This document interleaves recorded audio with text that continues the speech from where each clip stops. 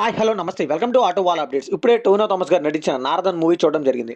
పర్సనల్గా నాకైతే టొవినో థామస్ గారి స్క్రిప్ట్ సెలక్షన్ అయితే చాలా బాగా నచ్చుతుందండి. అందుకే ఆయన మూవీస్ అన్ని కూడా చూస్తూ ఉంటాను. ఈ మూవీ అయితే ఇప్పుడు ఆహాలో తెలుగులో కూడా స్ట్రీమ్ అవుతుంది. అసలు ఈ మూవీ ఎలా ఉంది, ఆయన రేంజ్ మార్క్ సినిమానా కాదా అనేది ఇండెప్త్ రివ్యూలో మాట్లాడుకుందాం. ఈ మూవీ బేసిక్ స్టోరీ వచ్చేసి మన హీరో అయితే ఒక న్యూస్ ఛానల్లో పెద్ద రిపోర్టర్. అయితే ఒక పొలిటీషియన్ వల్ల తన లైఫ్ ఎలా టర్న్ అనేది బేసిక్ స్టోరీ లైన్.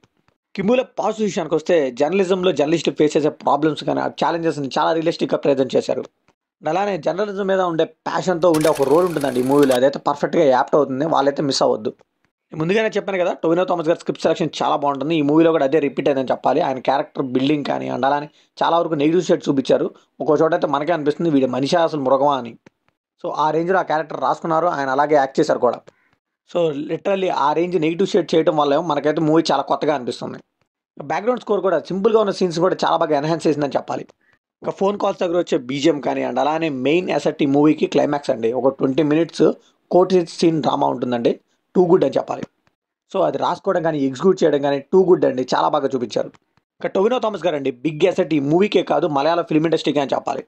ఆయన అయితే యాక్టింగ్తో పర్ఫార్మెన్స్తో ప్యాక్ ఆడేశారు. ఇంకా లాయర్గా చేసిన ఆయన ఆపోజిట్ ఛానల్ వాళ్ళు వీళ్ళంతా కూడా వాళ్ళ క్యారెక్టర్స్ వాళ్ళు బాగానే చేశారు అనిపించింది. కిమ్ముల నెగిటివ్ విషయానికి వస్తే స్టోరీ స్టార్ట్ అయ్యే కాన్ఫ్లిక్ట్ పాయింట్ ఇంటర్వెల్ లాగా ఉంటుందండి. ఫస్ట్ హాఫ్ అంతా కూడా ఏం చూసారో అనిపిస్తుంది. కరెక్ట్గా చెప్పాలంటే ఒక 3 scenes 4 scenes ఇంట్రెస్టింగ్గా ఉంటాయండి. మిగతా అన్ని కూడా ఏదో ఫిల్లర్స్ లాగా అన్నెసరీ సీన్సే పెట్టారనిపించింది. ఈ స్టోరీకి మేజర్ డ్రాబ్యాక్ ఏంటంటే ప్రిడిక్టబిలిటీ అండి. నెక్స్ట్ ఏం సీన్ జరుగుతుందో మనం ఈజీగా కనిపెట్టేలా ఉంటుంది. అలా ట్విస్ట్ అండ్ టర్న్స్ అవేమీ లేకుండా సాఫీగా వెళ్ళిపోతూ ఉంటుంది స్టోరీ అంతా కూడా. కొన్ని ప్రిడిక్టబుల్గా ఉన్నా కానీ కొన్ని ఇంపార్టెంట్ సీన్స్ వచ్చే ముందు కొద్దిగా సీన్స్కి అయితే ఎస్టాబ్లిష్మెంట్ ఇస్తుంటే చాలా బాగుండేది. దానివల్ల అయితే నెక్స్ట్ వచ్చే సీన్ అయితే ఇంపాక్ట్లెస్గా తయారైంది.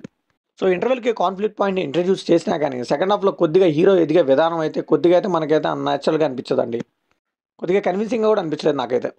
సో ఫైనల్గా ఈ మూవీకి మనం ఇచ్చే బడ్జెట్ ఏంటంటే టొవినో థామస్ గారి రేంజ్ కాదు కానీ జస్ట్ యావరేజ్ అని చెప్పాలి. ఈ మూవీని ఫ్యామిలీతో చూడొచ్చా అంటే ఎస్ చూడొచ్చండి.